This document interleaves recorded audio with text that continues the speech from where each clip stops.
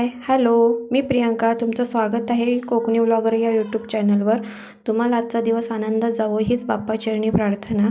तर इथे सकाळच्या डब्याची तयारी झालेली आहे आणि ते डबा घेऊन ऑफिसला गेलेले आहेत. श्रेयांलासुद्धा ते तिथूनच शाळेत सोडणार होते. म्हणजे आमच्या नातेवाईकांकडे त्यांना सोडायला सांगितली होती, कारण छकुली खूप आजारी असल्यामुळे मला काय श्रेयांला शाळेत सोडायला जायला जमणार नव्हतं.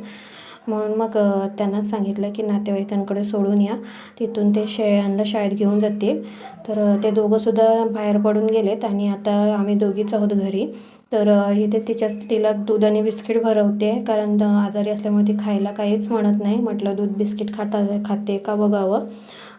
तर इथे मी आणि छकुली आम्ही दोघं पण नाश्ता करतो आहे. तर तिला इथे बिस्किट भरवून घेते आणि मोबाईल शूट करायला लावला आहे, त्यामुळे ती मोबाईलमध्ये बघूनच ती बिस्किट खाते.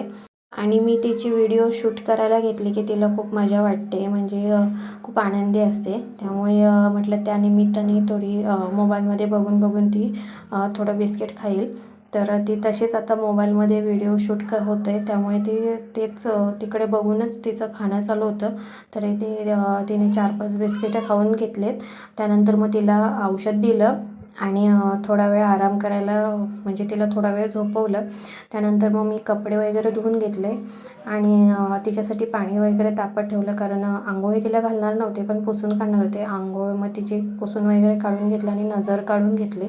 तर इथे मी मीठ आणि मोहरीची नजर काढून घेते तिची, आणि ती पूर्ण काळी होईपर्यंत तव्यावरती ठेवून देते आणि त्यानंतरच मग तवा बंद करते.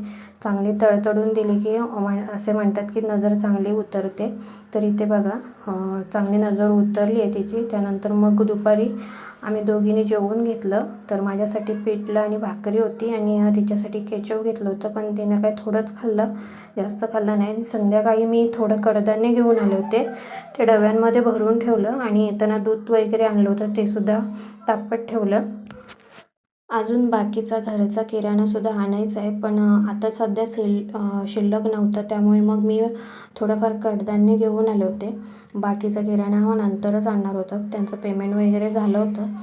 फक्त सुट्टी आली की मग आम्ही जाणार होतो, कारण छकुलीला घेऊन जाणं मला एकटीला काही जमत नाही. मग यांना सुट्टी असेल तेव्हाच आम्ही किराणा वगैरे घेऊन येतो, म्हणजे ते बरंच पडतं एक आणायला.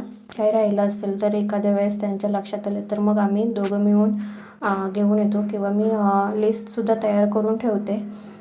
तर इथे मी दूध तापत ठेवलं आहे आणि माझी चहाची तयारी करते आहे.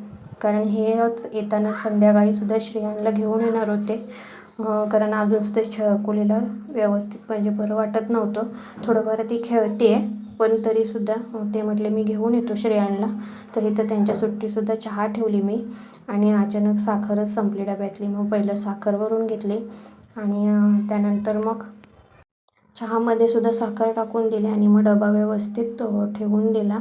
असं होतं गडबडीच्या वेळेसच मग काही ना काहीतरी संपतं, ते झालंच नाही. त्याच्यानंतर मग कुकर वगैरे लावून घेतलं. इथे मी कुकर लावून घेतला, डाळ भात वगैरे धुवून घेतला आणि त्यानंतर मग कुकर म्हणजे भात वगैरे शिजेपर्यंत आपण कचरा वगैरे काढून घेऊया. तर मग कचरा वगैरे बाहेरचा आणि आतल्या रूमाचा कचरा काढून घेतला आणि त्यानंतर मग हेच संध्याकाळच्या कोलिमची भाजी, म्हणजे तुमच्याकडे याला काय म्हणतात मला नक्की कळवा. तर इथे आम्ही गवारीची भाजी बनवली आणि आम्ही जेवून घेतलं. तर तुम्हाला माझा आजचा व्हिडिओ कसा वाटला हे मला नक्की कळवा आणि भेटू उद्या. बाय.